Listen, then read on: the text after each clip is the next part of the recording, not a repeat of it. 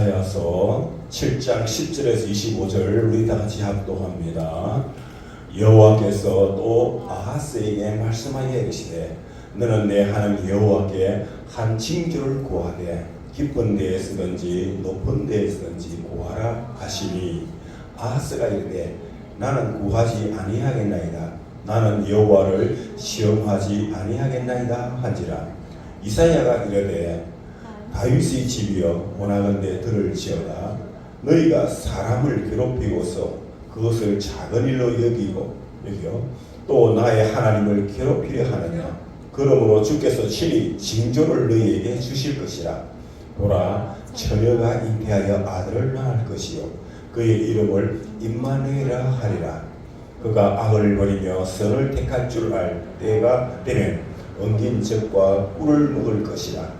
대저 이 아이가 악을 버리며 선을 택할 줄 알기 전에 너가 미워하는 두 왕의 땅이 황폐하게 되리라. 여호와께서 에브라임이 유다를 떠날 때부터 당하여 보지 못한 날을 너와 내 백성과 내 아버지 집에 임하게 하시리니 곧 아수르 왕이 오는 날이니라. 그 날에는 여호와께서 애굽 하수에서 먼 곳의 파리와 아수르 땅에 벌을 부르시리니 다 와서 그 집 골짜기와 바위털과 가시나무 울타리와 모든 초장에 앉으리라. 그날에는 주께서 하수 저쪽에서 셈에 온 삭도 곧 아수르 왕으로 내 백성의 머리털과 발털을 미실 것이요 수염도 깎으시리라. 그날에는 한 사람이 한 어린 암소와 두 양을 기르나니 그것들이 내는 젖이 많으므로 엉긴 젖을 먹을 것이라. 그 땅 가운데 남아있는 자는 엉긴 젖과 꿀을 먹으리라. 그 날에는 천그루에 은 1000개의 가치가 있는 포도나무가 있던 곳마다 찔레와 가시가 날 것이라. 온 땅에 찔레와 가시가 있으므로 화살과 활을 가지고 거리로 갈 것이요 보석으로 갈면 모든 산에도 찔레와 가시 때문에 두려워서 거리로 가지 못할 것이요 그 땅은 소를 풀어 놓으며 양이 마른 곳이 되리라. 아멘. 자, 오늘 이 말씀을 읽으면서 기도하는 가운데 하나님이 놀라운 것을 깨닫게 해주셨어요. 따라합니다. 때를 놓치지 말라. 때를 놓치지 말라. 오늘 이 말씀을 쭉 읽었는데 계속 첫눈에 딱 떠오르는 그게 그 날에는 이래. 한번 그 날에는 여러분 그 날이 오면요 회복하기 힘들어요. 그 날이 오기 전에 하나님이 경고할 때 빨리 회개하고 돌아올 줄 알아야 돼요. 그러므로 그 날이 이르기 전에 하나님 앞서서 그 날에 대해서 경고를 하는 거예요. 그걸 경고하는 사람을 뭐라고 한다고요? 선지자라고 이야기하는 거예요. 그 선지자라고 해요. 그 당시에 집권자는 누구냐 하면 아하스라고 해요. 이 하나님이 오셔서 아하스한테 말씀 하나만 전단 말이에요. 너희들이 지금 나 여호와 하나님을 버리고 우상을 쓰기 때문에 내가 이 땅을 심판하겠다고 이야기하고 있습니다. 내가 이 땅을 징벌하겠다고 이야기합니다. 그러니까 그 날이 오기 전에 빨리 너희들이 회개하고 돌아오라고 백성들한테 선포하고 했거든요. 그런데 아하스가 뭐라고 이야기합니까? 여기 10절에 보면 여호와께서 또 아하스에게 말씀하여 이르시되 이 아하스는 히스기야 왕의 아버지 왕이란 말이에요. 왕. 그런데 그 독재는 그걸 무시해버렸어요. 박근혜가 무시했어요. 윤석열이가 무시했어요. 그러자 누구를 선포했느냐? 하나님이 히스기야가 이사야가 이야기하는 거예요. 이사야가 이르되 그러므로 계속 이제 뭐냐 앞으로 이날 징조를 보라 보이지 않느냐 징조를 주고 있지 않느냐 이런데도 너희들이 왜 회개가 안 돌아오냐. 그러나 너희들이 안 돌아 그 날에는 언젠가 받는 심판이 있다. 이거는 아수르가 일어나서 북이스라엘 나라를 점령하기 전이었습니다. 아직까지. 그런데 그날 그 사람들한테 경고를 하고 이걸 뭐냐 선지자는 틀리는 거예요. 그러므로 제사장은 많아요. 그 시대에도. 그러나 참된 선지자는 하나님이 특별히 제사장 가운데서 택함 받는 선지자는 몇 사람 안 돼요. 그런데 여러분 잘 들어보세요. 나는 오늘날 우리나라에 많은 교회도 있고 목사들이 많은데 왜 지금 나라가 이 어렵고 힘든데도 왜 이 목회자들이 왜 이럴까? 힘이 연골이 없어. 왜 그럴까 하고 성경을 다시 쭉 요즘 보고 있는데 다 와닿아 있더라고요. 여러분 제사장이라고 생각나는 제사장이 누가 있죠? 예? 엘리 제사장. 엘리 제사장은 몸이 비대하고 좋은 제사장이었어요? 나쁜 제사장이었어요? 나쁜 제사장. 그 다음에 또 누구 제사장 생각나는 사람 누가 있어요? 성경에 보면은 제사장이라 하면서 제사장이 씌워졌거든? 그런데 실제로 기억나는 이름이 없어요. 엘리 제사장. 그 다음에 제사장 나중에 사도 그 솔로몬을 선택하고 할 때 그때 쓰임받은 사독 제사장과 나단 선지자에게 생각하죠. 그죠? 그 사독은 그래도 나단 선지자와 같이 솔로몬을 선택했기 때문에 아도니아를 선택한 게 아니고 솔로몬을 따라갔기 때문에 괜찮았어요. 그러나 보면은 제사장으로서는 크게 기억나는 사람이 없어요. 오늘날도 목사들은 많아요. 제사장들은 많다고. 그런데 하나님께 택함받은 선지자는 별로 없어요. 그런데 성경시도 보면은 많은 제사장이 있는데 제사장의 이름이 특출하게 딱 와가 있는 사람이 없고 있어도 그 사람은 하나님께 아름답게 쓰인 제사장이 아니라 대부분 다 보면은 좀 안 좋게 쓰임 받은 사람들이에요. 대부분 다가 안 좋게 쓰임 받은 제사장. 그런 사람들만 들어가 있어요. 자, 왜 그럴까요?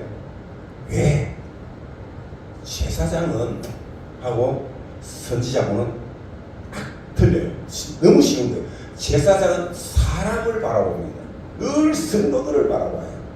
성도들을 바라보면서 그들에 대해서 죄를 지적하고 회개하고 돌아오고 이렇게 신앙생활 해야 된다. 이렇게 신앙생활 해야 된다. 이걸 이야기하는 거예요. 지금.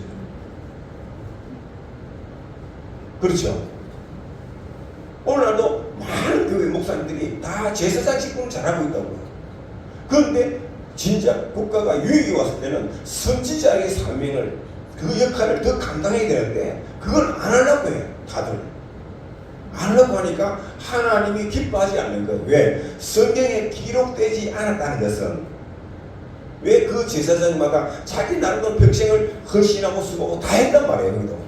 그 제사장에는 틀림없이 그 교회 성전에는 엄청나게 많은 이스라엘 민족들이 와고 해마다 6월절 행사를 하고 막 제사를 지내고 다 했을 거란 말이에요. 그게. 그들은 제사장 드리는 모든 번제물을 다 받아먹고 홀로시간에 살았을 거란 말이에요. 많은 성도들 누리며 살았다. 그들은 정말 누리며 누리 살았다니까. 그 시대에 모든 제사장이 다 그렇게 누리며 살았어요. 특권을 누리며 살았어요. 그런데 성경에는 기록이 안 돼. 왜? 하나님 나라에 상급이 없다는 거 쉽게 합니다. 상급이 없다는 거. 그런데 선지자들은 보면은 다 핍박받았어요. 고난을 받았어요. 그런데 선지자는 성경에 보면 다 기록이 되어 있다. 기록이 되어 있다. 이거는 뭐냐? 하나님께 인정받는 거예요. 왜 그러냐? 제사장은 하나님보다는 사람을 보고 모든 행위를 하는 거예요. 그러나 선지자는 누구예요? 사람을 안 보고 하나님만 바라보는 거예요. 하나님만 바라보고 하나님 주신 말씀을 사람들한테 일반적으로 전달하는 거예요. 전달하는 거예요. 이 하나님의 관점이 볼 때는 제사장보다는 선지자가 하나님의 상급이 크다는 것을 알 수가 있는 거예요. 그죠? 이름이 성경에 남았어. 벌써 천대 만대 이렇게 계속 그 순서에 대해서는 이야기하고 있어요. 알게 하니까. 그죠? 보시죠. 엘리 제사장은 그가 있고 그 아들 홈리와 비느하스 그 대를 이어서 그것도 또 결국 제사장이야. 그런데 그들의 행위로 인해서 나중에 법궤가 빼앗깁니다. 오히려 법궤가 벗겨가 빼앗겨.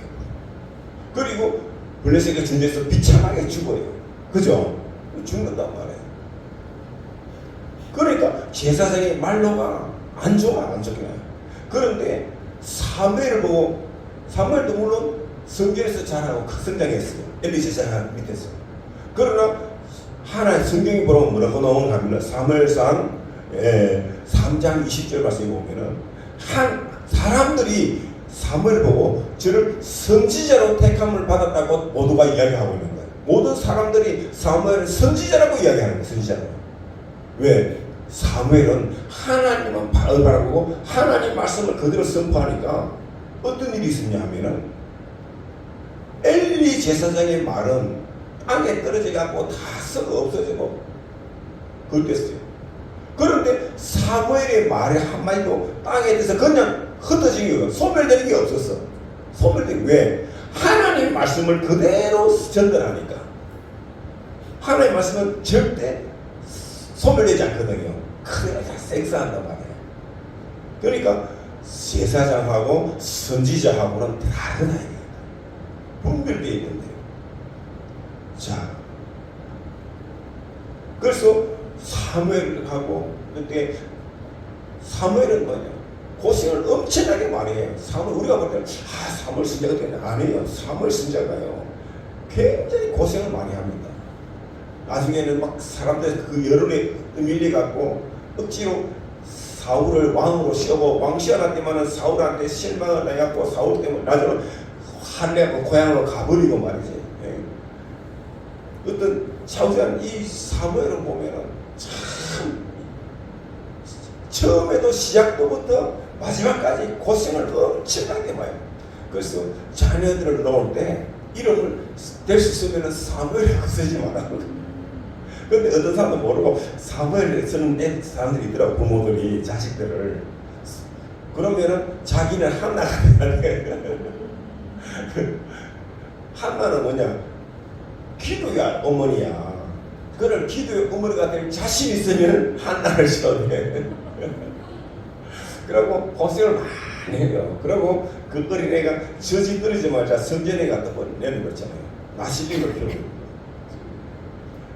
그리고 사무엘은 어릴 때부터 부모님 품을 떠났어. 그렇게 성장하잖아요. 그죠?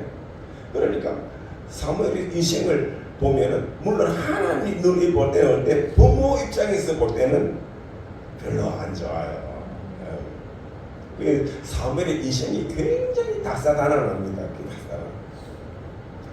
그러나 하나님께 크게 쓰임 받았고 하늘나라에서는 크게 상급이 있었겠죠.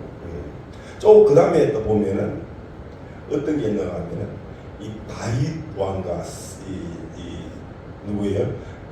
왕이 이제 마지막 때에 솔로몬을 세우고 갈 때 거기 보면은 아도이야라는 아들이 이제 또 자기가 왕통을 이어받으려고 아버지가 있다 보니까 자기가 반란을 일으켰어. 그럴 때 제사장 아비아달은 누구 편에 따르는가 하면은 이 아도니아를 따라갔어. 아도니아 제사장은 그 당시에 대제사장 아비아달은 이 아도니아를 따라갔어. 그러나 제사장 사독과 선지자 나단은 솔로몬을 선택합니다. 그런데 하나님은 나중에 솔로몬을 선택하게 되죠. 그죠? 그러니까 누가 바른 선택자였나 하면은 나단 선지자와 사독 제사장은 올바른 선택을 했대요. 그 제사장 가운데도 올바른 선택을 하는 사람이 있다는 거예요. 그죠? 간혹 있어요. 그런데 대부분은 다 이 아비아달처럼 그 현실, 그 당시에 뭐냐? 모든 군대장관 요압 장군이 아도니아를 따라갔으니까 그 당시에 대국방부 장관이던 그 요압 장군이 따라 붙들고 가니까 그러면 뭐뭐 대신 거의 7, 80% 이상이 그 다 따라갔으니까 뭐 당연히 그걸 따라갔겠지. 제사장도 다 따라갔다. 오늘날 또 마찬가지예요. 그 대부분 다 뭐냐? 보니까 지체명이가 실세가 무슨 거니까 여론이 그렇게 따라갔다. 그러니까 다 거기다 들어붙는 거야. 그런데 그게 멸망에 가는 길이야. 멸망의 길. 멸망의 길이야. 지금은 위기인데 지금은 선지자가 말을 들어야 돼요. 여러분 선지자의 말을 들어야 돼요. 왜? 제사장 말 들으면 안 된다니까. 거기 따라가면 다 망한다니까. 이럴 때는 누구의 말을 들어야 되냐? 선지자의 말을 들어야 돼. 선지자의 말을. 그래서 우리는 오늘날 우리 한국의 기독교인들은 이 선지자의 말을 들어야 돼요. 그런데 제가 볼 때는 우리 한국인의 기독교인 가운데 이 선지자의 말에 대해서 듣는 사람은 내가 볼 때는 10분의 1도 안 되는 것 같아. 10분의 1도 안 되는 것 같아. 선지자의 말에 대해서 전부 다 제사장 말 듣고 오히려 선지자를 왕가시키고 배척하고 있다고. 예. 그러니까 결과는 그냥 그 날이 온다는 거예요. 이스라엘 나라가 그 날이 와버렸어요. 결국은 이 아하스 왕 때에 아수르가 찾아와서 북이스라엘 나라는 멸망을 합니다. 그리고 이제 아하스가 죽고 히스기야가 왕이 되고 난 다음에 남유다도 쳐들어옵니다. 쳐들어와고 결국은 히스기야 때 남유다도 다 아수르한테 점령을 당합니다. 그 당시에 이 아수르가 어디가 있냐? 애국까지 점령한다니까. 피셔를 가고 이스라엘 얼마나 하니까 애국을 다 점령할 정도. 그 정도로 세력이 커졌어요 그 당시에.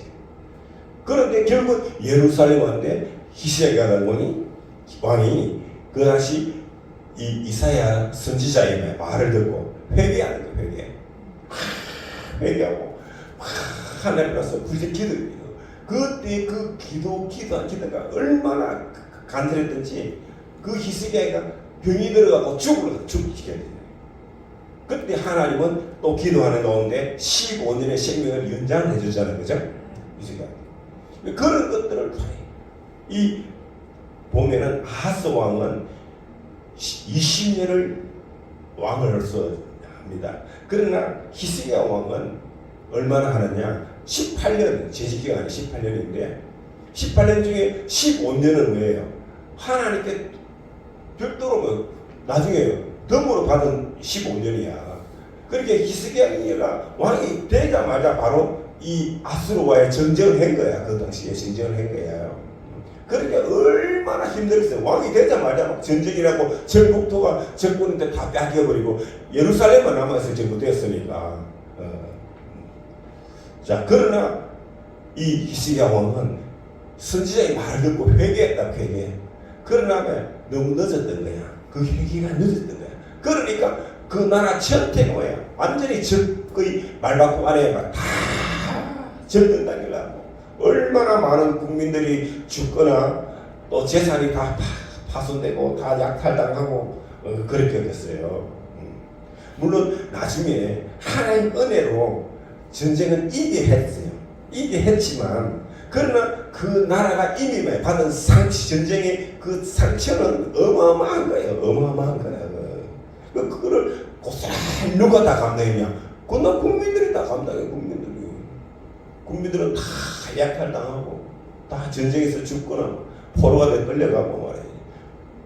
지금 우리가 지금 그 상황에 와 있다. 그 상황에. 자, 그러면 이 선지자가 지금 외치는 말씀이 뭐냐? 저는 가만히 분석해 보니까요. 정말 정한 목사님이 정답인 거예요. 정한 목사님은 제일 첫째 뭘 이야기하냐? 대한민국은 하나님이 택함받고 하나님이 씌운 나라다. 그걸 이야기하는 거예요. 그러니까 우리 대한민국의 이 정체성에 대해서 분명히 제일 먼저 저는 이걸 몰랐었어요. 저도 초등학교, 중학교, 고등학교, 대학교 공부 다 하고 다 해봤지만 했는데 이게 없었어요. 대한민국의 건국 이념을 몰랐어요. 그런데 그거를 가장 딱 정리해갖고 알기 쉽게끔 가르쳐준 분이 전광훈 목사님이었어요. 그러니까 이승만 대통령이 대한민국을 건국을 했는데 그때 하나님은 이승만이라는 한 사람을 선택해서 대한민국을 건국할 때 대한민국은 이런 나라로 만들어라 하고 거기에 대한 딱 기초를 주시는 받아나는 거예요. 그 기초를 있는데 그게 딱 4가지로 정리가 되는 거예요. 제일 첫째 뭐냐? 자유민주주의. 자유민주주의. 아멘. 그 다음에 두 번째는 뭐냐? 자유시장경제예요. 자유시장경제. 세 번째는 뭐냐? 어떤 우리가 너무 힘이 없어. 힘이 없다. 그러니까 우리가 누군가 친구를 만드는 거예요. 도움을 받을 수 있는 뭔가 백그라운드가 있어야 되는데 그게 뭐냐? 한미 또 미국이랑 미국. 그래서 한국은 미국하고 동맹을 맺어갖고 왜 미국의 도움을 받아야 된다. 미국의 도움을 받아야 된다. 하는 그것을 딱 옷을 봐요. 왜? 그 당시 가장 하나님 뜻대로 만들어 세워진 나라가 미국이거든요. 미국은 완전히 청교도로서 세워진 나라예요. 그 나라는 기독교인들이 세운 나라예요. 기독교 마인드로 세워갖고 건국된 나라가 미국이란 말이에요. 그러니까 하나님이 엄청나게 그 나라에 복을 주시고 부강해지는 본 거예요. 이승만은 그걸 다 본 거예요. 그래서 우리가 힘 없는데 우리는 힘 있는 누군가가 도움을 받아가면서 우리가 해야 되는데 우리는 손잡을 거는 중국도 아니고 러시아도 아니고 일본도 아니고 어느 뭐 미국이나 프랑스도 아니다. 우리 나라는 저 지구 반대편에 있는 저 미국이다. 미국. 그래서 우리는 한미동맹을 해야 된다. 그래서 한미동맹을 만드는 거예요. 그 다음에 네 번째는 뭐냐? 많은 이상과 사상과 종교가 있지만은 그 당시 기독교인들이 우리 한국에 실제가 몇 프로 안 돼, 1%도 채 안 됐어요. 그런데 이 기독교인을 우리 하나는 뭐냐? 기독교 마음대로 이 나라를 세워야 된다. 미국처럼. 그래야 복을 받는다. 하나님 복을 받을 수 있다. 복의 근원 하나님 것이니까. 그래서 기독교 입국론을 한 거예요. 이 모든 네 가지를 태어내 이거를 정리해갖고 계속 국민들한테 깨우치고 갈목시키고 지금도 제가 못하면 그거예요. 그거 가르치는 게 그거예요. 우리 대한민국의 정체성을 우리가 회복하고 이걸 지키게 돼. 바로 윤석열이가 얼마 전에 이걸 이야기한 거예요. 우리 대한민국의 정체성을 회복해야 된다. 국민들 각성하고 해야 된다. 바로 합니다. 이게 거치는 거는 반국가 세력이라고 딱 선포를 내는 거예요. 그러니까 반국가 세력 그들이 딱 보니까 들어가고 탄핵식 당한 거예요. 그래서 탄핵 당한 거예요. 여러분 보면은 박근혜도 그걸 지키려 했다고. 박근혜도 그러니까 반대식이 뭐 누구냐? 유승민이라든가 부산에 있는 뭐 김무성이라는 이 친구들은요 뭐 다른 불교고 뭐 이래요. 기독교가 전혀 상관없어. 그러니까 이들은 딱 거절하고 그 세력이야. 그 세력. 지금 윤석열도 왜 탄핵당했냐? 바로 그 세력이야. 국민의힘 정당만 동동들 정당 문제인데 아니에요. 국민들 안에도 반기독교 세력들이 얼마나 많은지 몰라요. 그렇게 공산 사주의의 영향력을 받고 있는 인사들이 국민의힘 정당에도 50%가 있어요. 50%가 돼요. 그러니까 이놈들이 있기 때문에 이 대한민국은 왜 민주당은 거의 뭐 90%가 그거예요. 90%. 나머지 한 10% 정도는 있기는 있는데 힘을 못 써. 힘을 못 써. 왜? 거의 뭐 8, 90%가 그 편이니까. 국민의힘도 뭐야? 한 40%, 50%가 그 편이야. 그러니까 윤석열이가 아무리 내가 지키려 해도 힘이 약한 것 같아요. 그런데 윤석열이가 딱 선거 실패했는 거예요. 이게 뭐냐면 자기가 내가 그러면 힘이 있어야 누군가 잡아야 되잖아. 누군가 잡아야 되잖아. 누구 말을 들으겠냐? 그 여의도 가면 안 되는 거야. 그 가면 같이 죽는 거야. 그건 소용돌이 때문에. 그거는 이미 블랙홀이야. 안 돼. 그런데 어떠냐? 광화문으로 와야 되는 거야. 광화문으로 와야 되는 거야. 선지자의 말을 들어야 되는 거야. 그거 와서 자기가 주일마다 와서 참석해서 예배만 딱 들었더라도 딴 거 아무것도 아니야. 말할 일도 없어. 주일에 와서 예배만 앉아있다가도 탄핵 안 당하겠어. 절대 하나님은 회복시켜줍니다. 어떤 수단과 방법을 동원을 하더라도 이겨야 돼요. 그런데 안 오는 거예요. 그거 갖는 거예요. 그러니까 버림받는 거예요. 버림받는. 지금은 뭐냐? 사형 선고받고 내가 볼 때는 사형 구형받고 사형 선고 떨어질 것 같아요. 이거예요. 그러니까 국가가 어렵고 힘도 혼돈스러울 때 갈 때는 뭐냐? 이 시대의 선지자가 누굴까? 하고 그 선지자에 찾아야 되고 그 선지자의 말을 들어야 돼. 거기에 관심을 가져야 돼. 집중해야 돼. 아멘. 그러나 그 때를 놓치면 안 된대요. 그 때를 놓치면은 이렇게 되는 거야. 이스라엘처럼 되는 거야. 그리고 북이스라엘은 망하게 되고 남유다도 아스라엘가 완전히 짓밟히게 되고 물론 나중에 완전히 회복되는 히스기야가 회개하고 돌아오는 머리 하나님은 회복시켜 주시지만 그러나 그 국민들이 당한 그 아픔과 상처는 어마어마하다. 지금 우리나라에도 그렇게 될 줄 몰라. 이 당시에도 물론 수많은 제사장들이 있었단 말이에요. 그런데 이 당시에 쓰임받았던 제사장들 이름들이 생각나는 성경에 기록된 이름이었어. 그러나 이스라엘의 위기와 때문에 하나님이 계속 선지자를 옵니다. 우리가 제일 처음에 선지자는 특성이 나는 게 누구죠? 노아.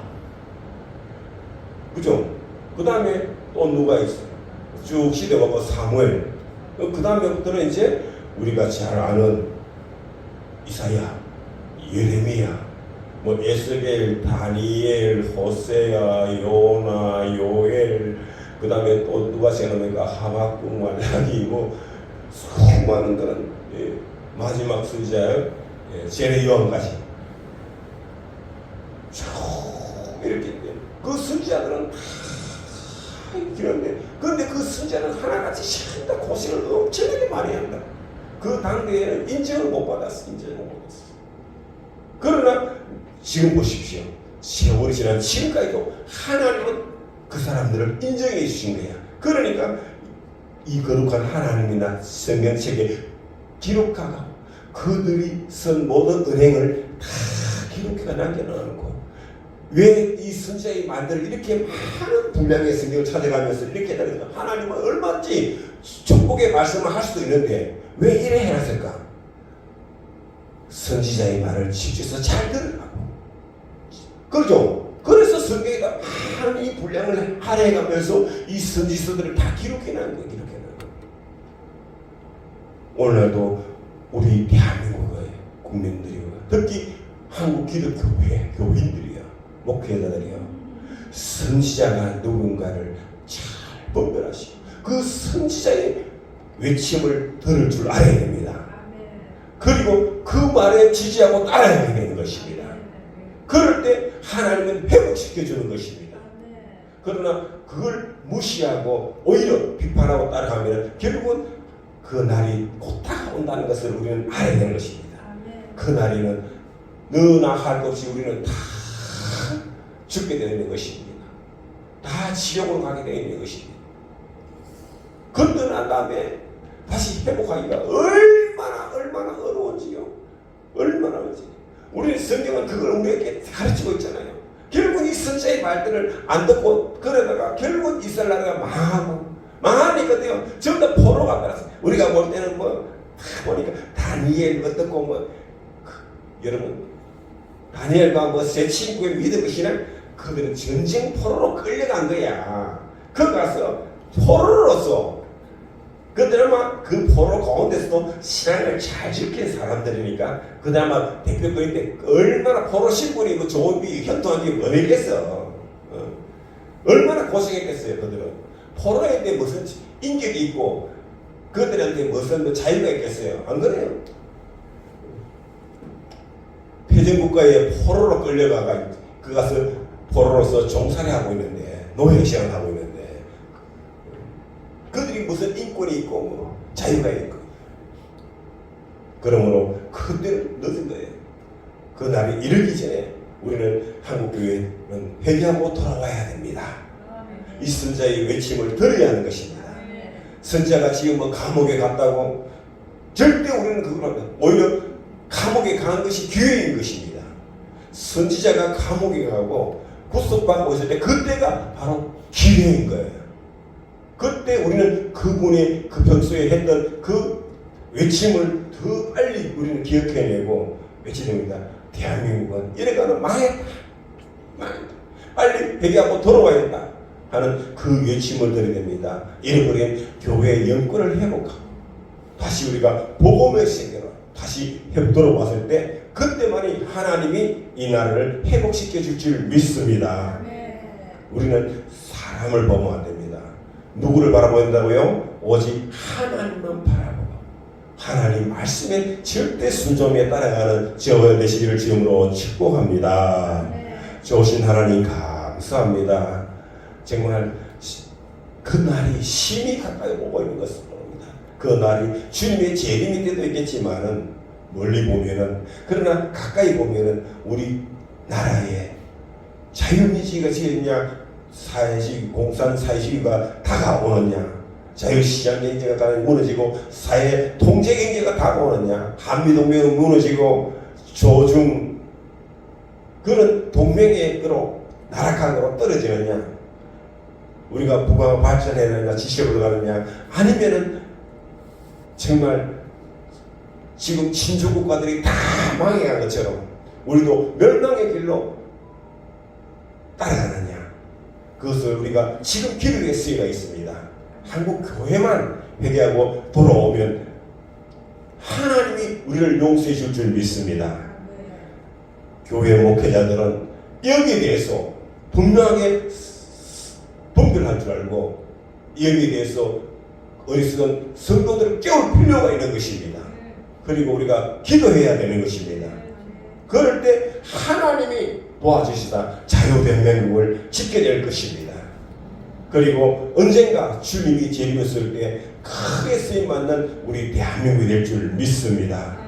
그런 제사상 국가로서의 받은 사명을 온전히 감당하는 자유대한민국 영원히 존속할 수 있도록 한국교회여 회개하고 돌아오기를 간절히 소원하고 원합니다. 주여 한국교회 모든 극한단들마다 성령으로 강하게 사로잡아 주시옵소서. 각 교회마다 강력한 성령의 바람이 일어날 수 있도록 주님 역사하여 주시옵소서. 감사하고 예수 이름으로 기도드리옵나이다. 아멘.